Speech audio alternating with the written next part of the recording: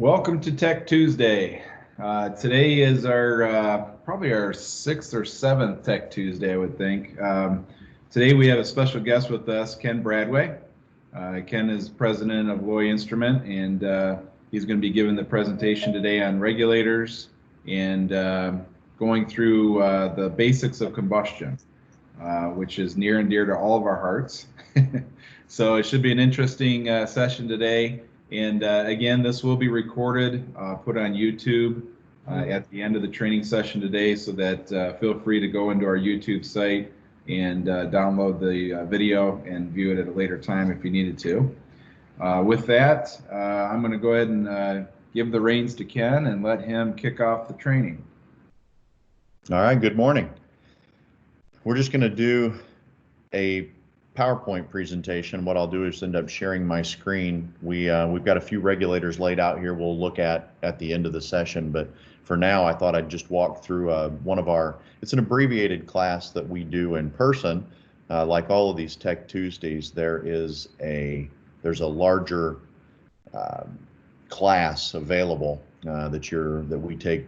We'll have folks come in, or we'll do it at a hotel, wherever, and we'll do these classes in person, but this has been a good forum and a good opportunity. COVID has provided us with the inspiration to tutor online. So I'll go ahead and start the presentation, then we'll walk through the slides and just discuss what we see. At the end, we'll leave it open for questions and answers as well, and so save those to the end there, and we'll get all of your questions answered. So it looks like I'm peeking over. We've got both laptops going here, so I'm looking at Jeff's. It looks like it's up. The fundamentals of combustion. Basically, we started out, this was going to be just a class on regulators, but that was going to be about 9 minutes. So we decided we'd go with a little something different and add the fundamentals of combustion, which is part of it's a portion of our flame safeguard class. So the objectives of this class is that we want to make sure that everybody understands what combustion actually is. We want to identify and understand what the elements are necessary for combustion, which everybody should have learned in, what was that, third grade physical science class, I think? Yeah. Jeff? Okay. Yep. And we want to understand the mechanics of how combustion works in the process. So we'll go through several different things over the course of a couple dozen slides. So what is combustion? Well, combustion is a rapid chemical reaction. It's an oxidizing of fuel, and it results in the production of heat and typically light. What do we need for combustion? Well, for the sake of this class, we're just going to discuss the use of natural gas. We're not going to get into propanes, acetylenes, butanes, any of the other gases. We're going to focus strictly on natural gas because that's better than 3/4 of what we use here in the US, and what you guys are dealing with and what these regulators are created for is natural gas or methane. Methane and natural gas comes in a lot of different forms here in the US. Typically, we like to use 1,000 BTU per cubic foot as a metrics when we're using natural gas. With the advent of shale gas and the drillings, the gas coming out of the north and out of the northeast, some of that gas is a little hotter these days. Some of that gas has been mixed, and it's running. We've even heard reports of people running close to 1,400 BTU per cubic foot. So understanding the combustion process is important, that you know what this process looks like. And that's why we're going to spend some Fisher-Price graphics to explain how this process actually works. We're going to do a little bit of chemistry, but we're going to make it nice and simple, and we've got cartoons to explain it. Natural gas is basically 1 part carbon to 4 parts hydrogen, CH4. It is methane. For us to have perfect combustion, if that was possible, the byproducts of that combustion would be 2 molecules, 1 CO2 and 1 water, which is that little H2O down there in the corner. Actually, I had a cool thing. Hold on, this will be fun. I'm going to get my laser pointer out because I'm high tech like that. But this is our water molecule, and this is our CO2. That would be perfect. That's pretty difficult to come up with. So we're not going to shoot for perfection. We're going to shoot for the next best thing.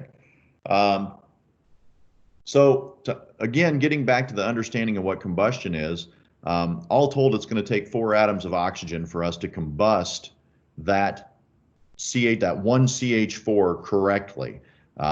Because every molecule of oxygen is made up of 2 atoms, so it's usually in the form of O2.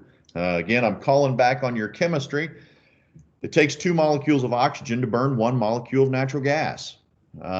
And there you can see over here on the right-hand side, this is our perfect combustion.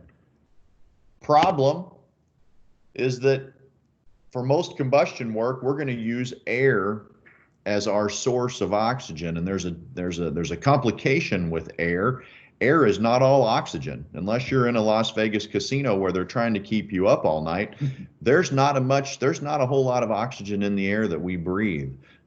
It's only basically 20%. We'll just use a nice rough estimate. We've got 20% O2, and the rest of it's pretty much, for the sake of saying, let's just call it nitrogen. Yeah, there's some other stuff in there, smog, detrimental cancer-causing gases, all that stuff, heliums, hydrogens. But for the sake of saying, let's just talk about the nitrogen. Problem is, when we get into trying to complete this combustion process, now you can see my cartoon is getting more complicated.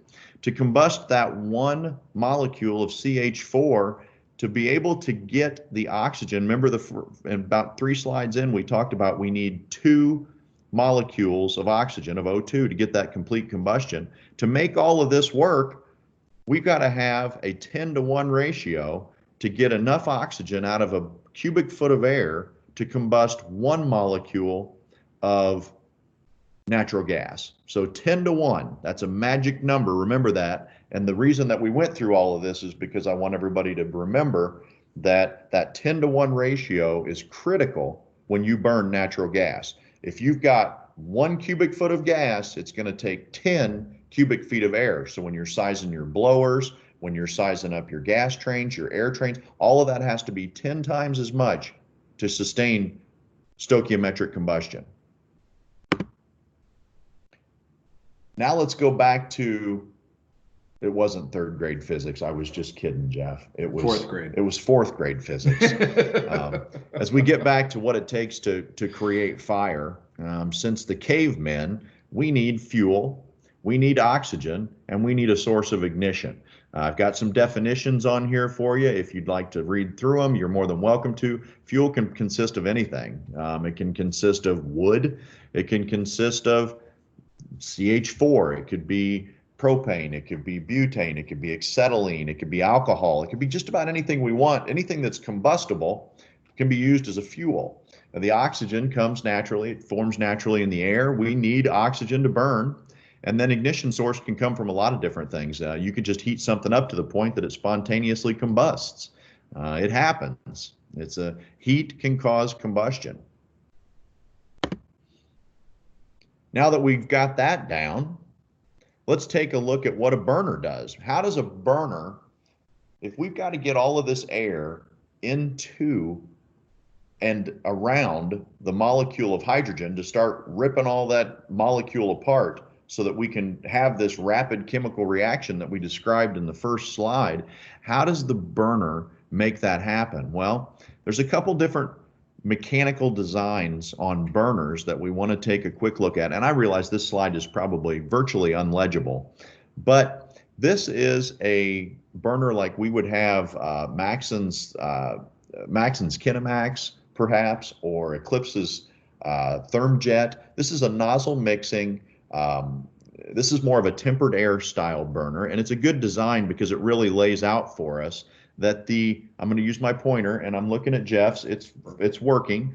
The gas would come in here on the top and eject down through the center of the burner. The air would come in on the bottom and enter the gas stream through holes in the nozzle. This nozzle is a little bit different than you might be accustomed to unless you're accustomed to high temperature, tempered air, high velocity burners. But this is a very common design in the industrial world when we get into high temperature situations. This one even has a refractory block as a combustor because it's going to be high temperatures. They don't want this thing to melt.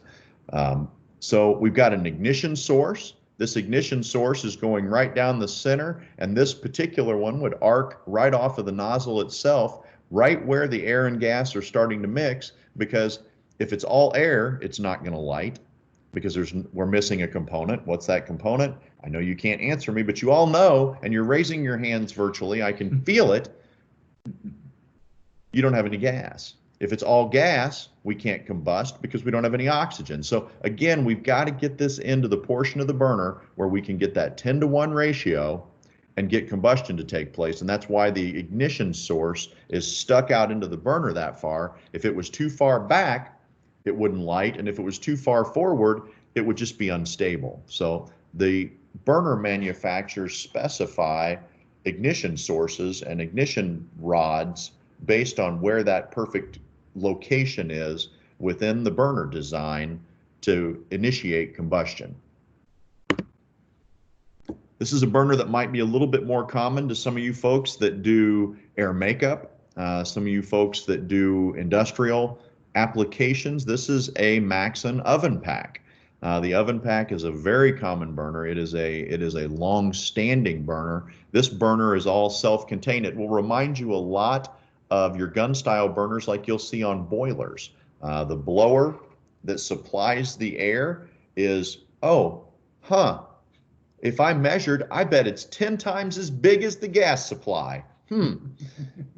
So we've got a blower that's attached to the system, and internally there is a butterfly valve. That butterfly valve is for modulation. Modulation means that we're going to not just fire this burner on or off, but we're going to turn the burner up and down, and we could even run it at 20 or 30% if we wanted to, because we have modulation on an oven pack burner. The linkage internal to the burner is connected to another butterfly valve, which is right on the gas line. So they constantly, this particular burner always modulates with a ratio that's fixed internal to the burner. So there are occasions where that linkage comes undone and it has to be fixed, but that's for the combustion class, not for Tech Tuesday. This is the Maxon oven pack burner. On the bottom is the gas supply. On the top is the air supply. Lots of different burner designs, and I'd like to just take a second to talk about, we just showed you two different burners. The first burner that we showed you is an industrial burner, tempered air, high velocity. This is the kind of thing like you might see in a glass plant, you might see it at a steel mill. Very high velocity flames, very targeted, very high temperature applications. And then I showed you another burner called the Maxon oven pack, which is a low temperature, more for heating air. It's just basically to heat up air. And then that air by convection heats a process. It could be cookies, it could be paint on a car, it could be a lot of different reasons that you need heat. But there's different burners for every application. We have burners that are called roof huggers or flat flames. Those are burners that are put onto, for instance, we have a location here in central Indiana that forges copper. Well, you don't want a burner impinging on a copper billet because it starts to oxidize and things, and it'll even melt part of it if it hits it. So what they do is they have a burner that comes out and it spirals really hard right out of the block, and it hugs the roof. The burner will only extend from the wall about 6 or 8 inches, but it might be 4 feet across in a great big circular, almost looks like a flame flower. They're very pretty. Oxidizing burners. If we need a burner that's going to help in an oxidizing situation, there are burners specifically designed to go in oxidizers that have a lot of excess air so that they can pass products of combustion like paint fumes through the flame and in turn combust that. So it combines the paint fumes with the natural gas to create an oxidized situation so that the birds don't fall out of the air. Air heating. This is something near and dear to all of our hearts come winter. A lot of air heat applications. We're working on an air heat application right now. Makeup air units, makeup air systems. I have actually, you can't see it right now because I'm presenting with the PowerPoint, but there is a makeup air burner right behind me on the table. We'll set it up here on the table so that when we come back here in a minute, you'll be able to see that burner. Oh, Jeff just moved my regulator, but you guys can't see any of this, so it's kind of fun to kind of fun to mess with you. Oh, you can see it. How about that? High velocity burners, we showed you one of those. Billet heating, those are the applications where we may have an aluminum billet. You guys are all familiar with the old Play-Doh machine that you used to have when you were a kid, where you'd shove a ball of Play-Doh into the little press and you would press it and it would push it out through a die. Well, they, believe it or not, they do the same thing with aluminum. They heat aluminum up to the point that it becomes metal Play-Doh and they squeeze it through a die. That's how they make bumpers for cars. It's how they make window frames. It's how they make all kinds of struts and construction devices. But there's a special type of heater, special types of burners that it takes to heat those billets. Tube fired burners. If I've got a big wash tank and I need to heat up the water, clearly I can't just burn the burner right into the water. It wouldn't work. It would extinguish itself. So we burn it into a tube and the tube heats the water. Again, a completely different nozzle design, completely different burner design, specific for immersion heating.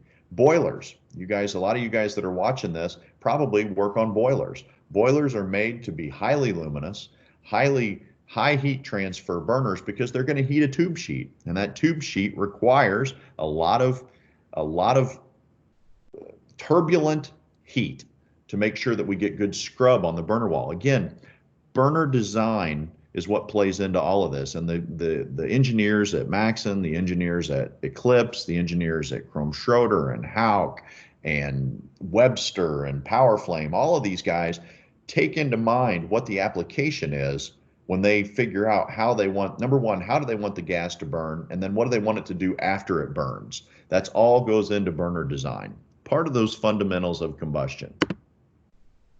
So, well, I've got one more slide here. I forgot about this one, so we'll back up for just a second. There's really two ways to make this happen. We've got nozzle mixing burners, which is a burner that, like we showed, both of the burners that I showed the cutaways on, those were nozzle mixing burners. The gas meets the air at the nozzle at the point of combustion. And then you have premix burners.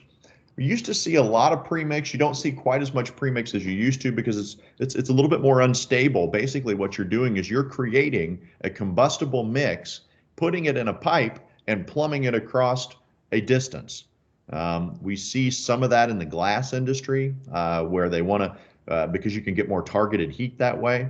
There are a lot of regulations when it comes to premixing, as you can imagine, because you have a pipe full of combustible gas, and you need to make sure that the combustion takes place outside the pipe and not inside the pipe.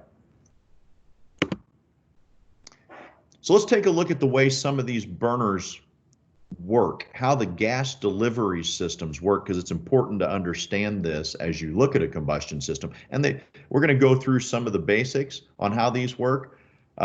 This system that you see on the slide right now is a simple, across the top is my air, there's my blower, and I've got a little butterfly valve here. This is a manual butterfly valve so that I could adjust my air to whatever I need my air delivery to be, because typically the blowers are going to be bigger than they need to be.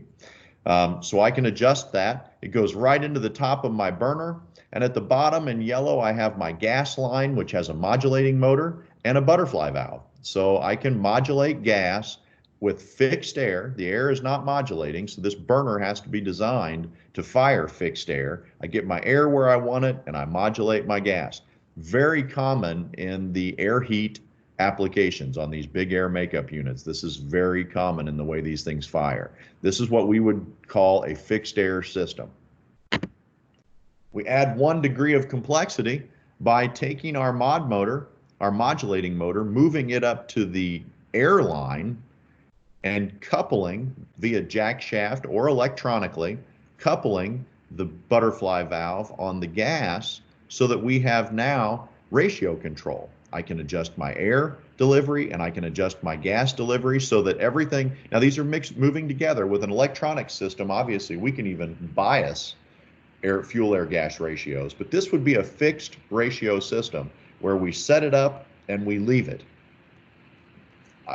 probably 95, I don't have percentages, but I think it's 98.627% of boiler applications work just like this. Now, a lot of guys are going to fuel air ratio systems now, and they seem to be working really well. It's a great way to optimize the way the burner works. It gives you great control. You will eventually see the death of these jack shafted systems just because the emissions, you can't completely tune a jack shafted system like you see on the display here. Next degree of complexity. Guys, when you put a ratio control system together, you'll notice that when I just clicked, 2 manual butterfly valves appeared on the far right-hand side near the burner. That's because with a butterfly valve is going to modulate. The butterfly valve is really, truthfully, your low fire adjustment. We set our low fire at the butterfly because that's going to be a critical measurement, and that's what we want to modulate to. High fire is real easy. We can adjust high fire by just putting a limiting orifice or a butterfly at the end of the gas line and saying, okay, once you get up to high capacity, I'm just going to limit what your high capacity is. If you can visualize with me a pipe, when I take a piece of pipe, if I put a block across the top of the pipe, the top half of the pipe, if I'm only flowing a quarter of the water through the pipe, it's going to flow just fine. It's not until I get up to that 50% capacity that limitation ever affects my flow rates. That's why we use a butterfly valve or a limiting orifice right before the burner to limit what that high capacity can be. So it's a great way, an easy way, and an inexpensive way for you to limit high fire capacity on combustion systems. Now, the next system that I'd like to show you guys so that you recognize what it is a zero governing system. This is just like a carburetor on an old carbureted engine for an automobile or a truck. We are going to modulate the air. As you see the modulation valve on the air line, down on the bottom now I have a regulator. Now that's not a normal regulator. We'll look at these here in just a second. This regulator is made to keep the pressure at 0 inches water column, a zero governor. How does that work? Well, suction via venturi, because the air is passing through the nozzle, it's constantly sucking gas out of the line. So when that line goes to a negative pressure, when the gas line gets negative, it allows the zero governor is trying to constantly maintain 0 pressure. When it goes negative, it puts some gas in to bring the pressure up. It's trying to raise that pressure to 0 all the time. So it's basically sucking gas through a zero governor. The zero governor does not give you positive pressure on the secondary side. That would cause all kinds of problems. Cross-connected zero governors or proportionators. These are common in the industrial market space. You'll see the little dotted line that is now going across from my airline to the top of my zero governor or my proportionator. They're the same beast. There's a counter spring that goes in there. You'll see that here in just a second. As the air pressure modulates up, the air pressure pushes down on the top of this diaphragm, which opens the gas valve. Now, my zero governor or my proportionator can actually create higher pressures. It goes above 0, and we're actually driving the proportionator. What's the advantage of this? Well, the advantage of it is that as your filters start to get clogged in your air system, or if something, let's say the linkage breaks on your air modulating linkage, if that breaks or comes disconnected, or the blower, maybe the motor heaters trip out and the blower stops running. Well, if that happens, I've no longer got air pressure pushing down on my gas valve, so I don't get any gas. It's a little bit of a safety, and it also gives you some ratio control. Finally, and you'll see these on poorly designed ratio regulators. We used to have a real problem when we had large diaphragms on ratio regulators. Again, if you exert force across a large diaphragm, if I've got a 12 or 14-inch diaphragm on my gas valve, it doesn't take very much pressure on the top side for me to open that valve all the way. So what would happen is these manufacturers would put bleed valves in, or bleed fittings, and that bleed fitting would bleed off. Let's say my proportionator needs 8 inches water column to on the top side of the diaphragm to open completely. Well, the problem is that my blower is delivering 14 inches of pressure, so it's opening up too fast. So what you do is you bleed off the first 2 or 3 inches of pressure until it gets above 2 or 3 inches. You never move the diaphragm on the proportionator. So that's what you'll see these bleed fittings for. It was a simple way to bleed off some of the air pressure because it helped with the linearity of the ratio regulator. Now, let's talk about regulators. We're right to where we were supposed to get started. Let's talk about regulators for a minute. There are a couple different types of regulators that it will be important that you understand. The first type of regulator that we're going to look at is a balanced valve regulator. A balanced valve regulator has, and these cutaways are really helpful because it explains to you the way the regulator works. We have gas coming in on the left-hand side of our regulator. There is basically what this Poppet looks like is a golf tee flipped upside down. They're round, there's a circular hole. It looks just like a golf tee, but it's a little bit bigger, or a tappet out of an engine. If you've ever torn an engine down, it looks just like a tappet. That tappet or that Poppet, the valve stem itself is connected to the regulator diaphragm. As the pressure comes into the gas valve, into the regulator, it pushes the valve open. So it's going to want to push this valve open, and it's going to want to push gas through. The gas gets into the secondary side of the regulator body, and you see this little tube here. It looks like, they always remind me of, I don't know if you guys, I know I watch too much Discovery Channel, but snakes. When a snake eats something that's bigger than its throat, it has this little windpipe that comes out the front of its mouth. It's the freakiest thing ever. This regulators have the same thing. It's a breather pipe from when they're eating too big of stuff, I guess.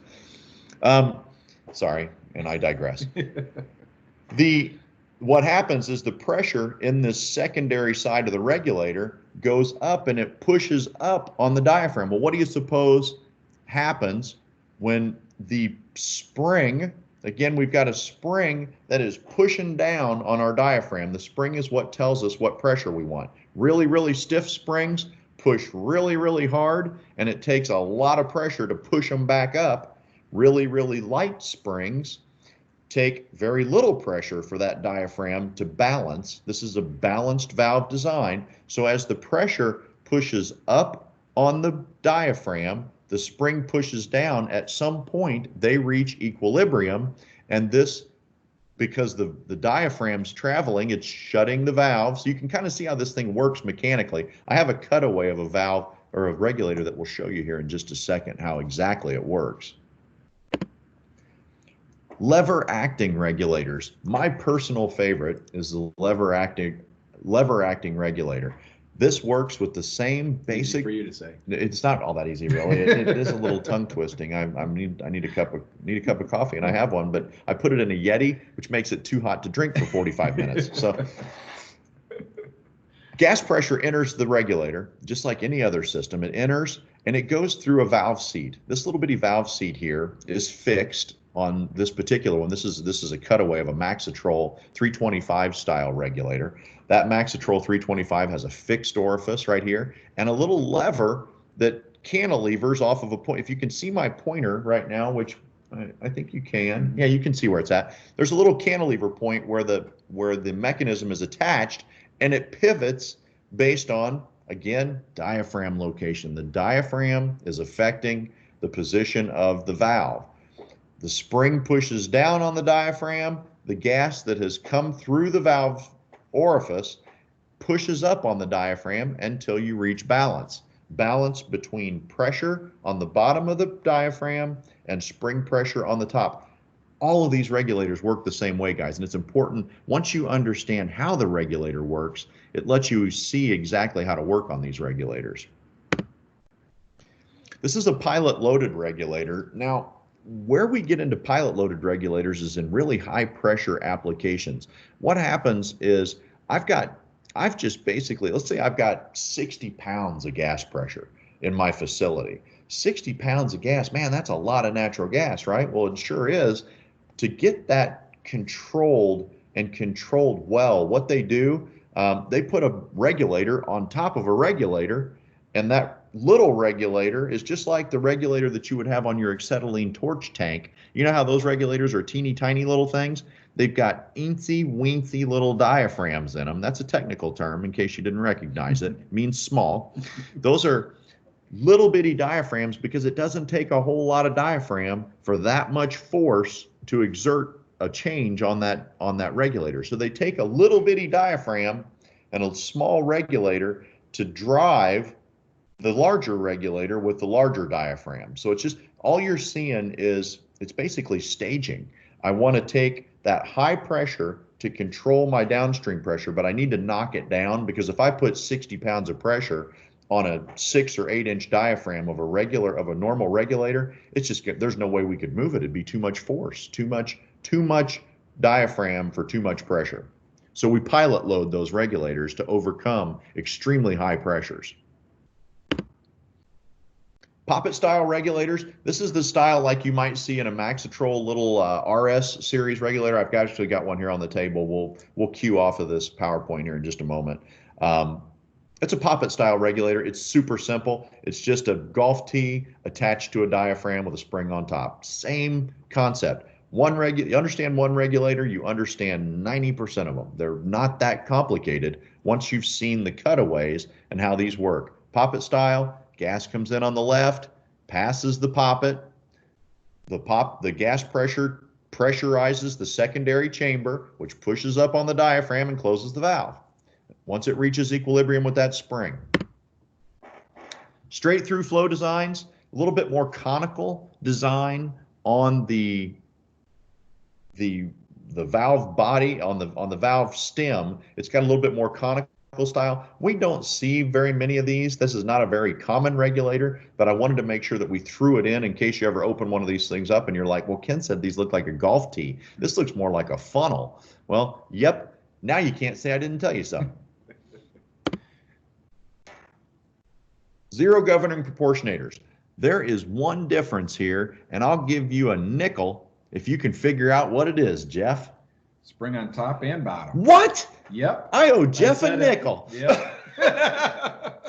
So the difference between those zero governors and those proportionators, like we talked about in the, about 7 or 8 slides ago, was that these things are made, gas pressure comes in on this thing. Let's take a look at it mechanically. The gas pressure comes in on the left, just like a normal regulator. Looks normal so far, right? Gas flows down around the poppet, goes to the secondary chamber, pressurizes the bottom side of the diaphragm, and the spring balances. Well, normally that would be a free-floating design, but on a zero governor or a ratio regulator, remember, I'm going to plumb an air line to the top side of the diaphragm. Well, this makes for a complication, eh? What we're going to do is now that spring, I'm not looking at the spring anymore. I'm only using my spring to control my low fire setting, because when I've got no air pressure, that diaphragm is going to come up. It's going to come up and it's going to rest on the spring. So when the diaphragm is resting on the spring, because I have no air pushing down on it, what does that make it? It makes it my low fire setting. So we set low fire on a proportionator with the spring. Let's rewind the tape. How do we get high fire? We do high fire with an adjustable limiting orifice downstream. So we can get high fire and low fire control. Now when my air modulates up, what happens here is it pushes down on the diaphragm and it's pushing against a counter spring. That counter spring in the bottom of this valve is constantly trying to shut the valve. It's a constant effort to try to shut that valve up so that it's flowing as little gas as possible. That is the mechanics of the zero governor or the proportionator or ratio regulator. You'll hear them called all 3 things regularly. Sorry, I didn't even mean that one. That was no pun intended, but I got one. I have to say this because we're here and we're your technical advisor for the morning. I have to mention NFPA 86. NFPA 86 has gone through several revisions. NFPA 86 is kind of the Bible when you go to burn gas.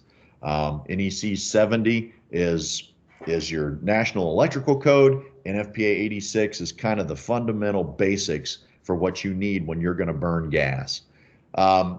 This is a clip from NFPA 86 that kind of describes, it gives you a picture of a valve train, how it should be constructed. It lays out some of the items that are necessary. For instance, you need a sediment trap to protect your regulator and your devices. You need, up here it talks about the different BTU requirements, which valves need to have proof of closure, which valves need to have visual indication, and those might be foreign terms to you, and we're not going to cover those in depth this morning because we're really here to talk about the fundamentals of combustion. Again, if you want to get into the nitty-gritty and the real to see where the rubber meets the road with NFPA 86, I would suggest that you sign up for one of our actual combustion classes and flame safeguard classes where we can really dive in deep and talk about the requirement. This is another one of the requirements that we get into, not as much as we used to. NFPA and FM, which is factory mutual, have kind of rule the roost these days, but there's still another entity out there which is called XL Gap. Some of us that have been around for a while remember it as IRI. This is another insurance code that requires a vent valve. So you may, in your experience as you're walking past a valve train, be like, why in the world would they stick a pipe out the roof right off of my gas train? Well, it was required because I've got two blocking valves. You can see the two blocking valves here. If one of those, if this first valve is leaking, the thought was that they wanted to get that out of the building so that it doesn't build up between the pipes. So they would vent that line out. Again, we're not going to cover that in any kind of extent this morning, but I want you to be familiar with the fact that when you see somebody with a vent valve on their system, you probably need to duplicate it because their insurance carrier has required that. Now, I'm going to stop sharing somehow. Let me see if I can figure out how to do that. Okay, I have stopped sharing, and we should be back. Justin Caudell, could you nod to let me know? Okay, if President Trump comes back, we'll just let him have the room, okay? So anyway, in conclusion, what I'd like to do is show you guys some of these regulators that we have on the bench. Most of you guys are probably familiar with the silver regulators of Maxitrol. These have been a tried and true regulator for a very, very long time. Probably Maxitrol's best regulator, in my opinion, is the 325. Now, there's a couple things to remember about regulators. When you're sizing a regulator, let's say that a customer calls you up and they're like, hey, I've got 1 million BTUs. What kind of gas do I need? Well, for how much gas do I need to flow down the pipe? There's a few things that you need to ask. There's questions that are fundamental to the selection of a regulator. Pipe size is not one of them, believe it or not. Pipe size is important for you when you're putting this thing together, but pipe size will lead you to bad regulator performance if that's all you're using. One of the biggest keys to getting a regulator sized correctly is the orifice. Now on a 325, and I know you can't see this, but well, maybe you can. No way can you see it, but I can. There is an orifice inside there, and that orifice is fixed, which means that I can't adjust it, I can't change it. It is what it is. That hole is going to limit how much gas can flow through this regulator. It's very important that you understand that, because if that hole, let's say you need 1 million BTU, that's 1,000 cubic feet of gas. If you size this thing for 5,000 cubic feet of gas, because hey, more's always better, right? Here's what happens. Every time this valve opens, it gets too much gas because the hole, it's got too large an orifice. So when the valve opens up, you've got way too much gas and it slams itself shut. Okay, so it's working okay at high fire. Maybe at high fire it's all right, but as soon as that boiler or that burner, whatever it is you're using, when it modulates down to low fire, even if it's a 4-to-1, now I only need 250 cubic feet. I don't need 1,000 anymore. Now, every time that thing goes to low fire, what happens, and you'll see it on your pressure gauges, I would venture to say that you guys that have been out there in the field for more than about 35 minutes have seen a pressure gauge that's just hammering. It's just bouncing back and forth. Well, it's doing that because the regulator was oversized. And when that regulator was oversized, every time the valve opens, it gets too much pressure, which causes the valve to slam shut. And then it gets into a cycle where it just hammers. And it's fast. Like, well, usually what happens is you'll know that it's an oversized regulator because the gauges will be shot because they beat themselves to death after about a week. So the things that you need to remember when sizing a regulator: what's my flow? We need to try to, if you need 1,000,000 BTU, I need to get you a regulator that at max capacity gives you like 1,200 CFH. That would be perfect. It's slightly oversized. I've given you about 20% of excess gas to make sure that you can get there without any issues, but you want to size that as closely as possible to the high fire rate. The second thing that I have to know, the second most important thing about regulators, is what pressure do you have coming in? Because if you have 20 pounds and I put it on an aluminum bodied regulator, guess what's happening to my aluminum bodied regulator? It's gonna pop. And a pop of natural gas is a big issue, as you can imagine. So we want to make sure that we know what the incoming gas pressure is. We match that up to the regulator. And then I need to know what your outgoing pressure is. That's so I can select the spring, which is inside the column. As you can see, there's a screw inside here. I don't know if that's visible or not, but there is certainly a screw in there. That's how we adjust pressure. So the things I need to know when you call me to size up a regulator for you: tell me what the flow rate is going to be, incoming gas pressure, outgoing gas pressure, and then after I've got all of that satisfied, I will try to get you as close as I can in pipe size to make your job as easy as possible. But the likelihood of the regulator being the same size as the valve train is low.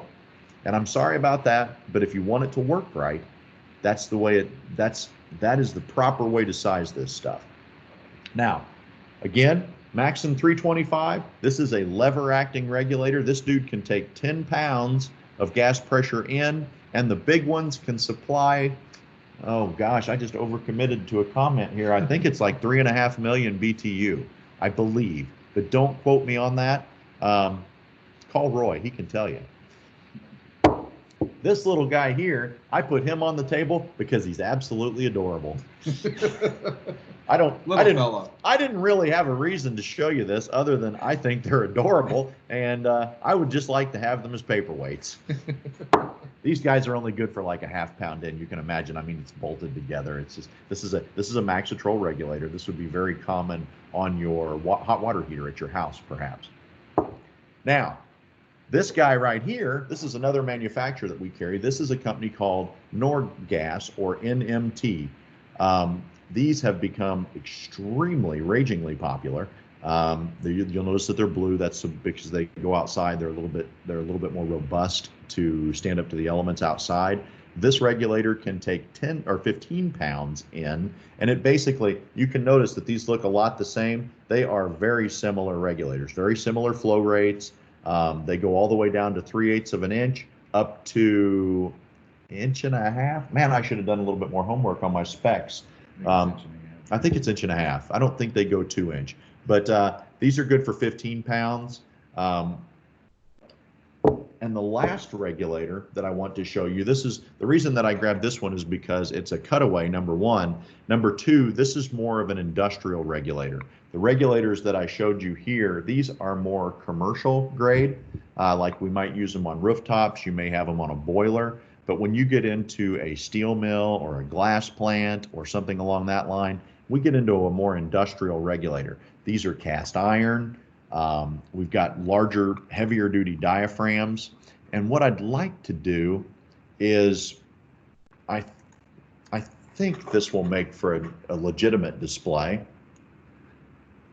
Jeff, can you see? Is this? Yep, is it that's showing? good. Yep. Okay. Go down a little bit. There you go. There we go. So as you can see, the spring As the spring carries the top of the diaphragm, when I push up on the diaphragm, because let's pretend that I'm gas pressure, and my wife would tell you some days I am.